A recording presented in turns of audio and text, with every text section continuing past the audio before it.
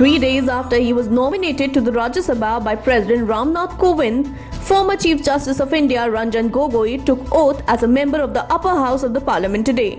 Gogoi has filled the vacancy created after the retirement of jurist KTS Tulsi. He has been allotted seat number 131 in the house. Gogoi's nomination was announced by the Ministry of Home Affairs in a notification issued on Monday night. According to the notification, the President utilized the power conferred to him by the Constitution of India to nominate Ranjan Gogoi to the upper house of the Parliament.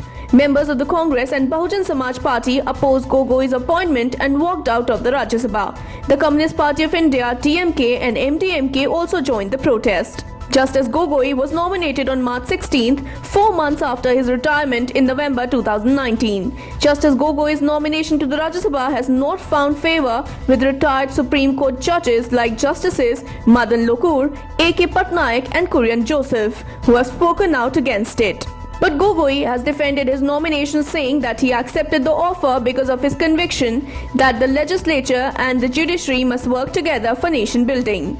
Gogoi's most significant judgment was in the Ram Janmabhoomi case, where he led a bench which granted the disputed land in Ayodhya to the Hindu parties, paving the way for the construction of the Ram Temple, a key political agenda of the ruling Bharatiya Janata Party.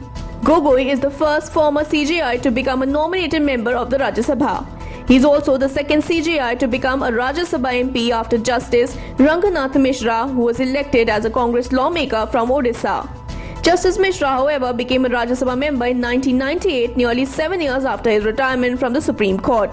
A petition has been filed in the Supreme Court by activist Madhu Keshwar against Gogoi's nomination. Keshwar says that nomination gives it the color of a political appointment and casts a shadow of doubt on the credibility of the judgments delivered by the Supreme Court under Gogoi.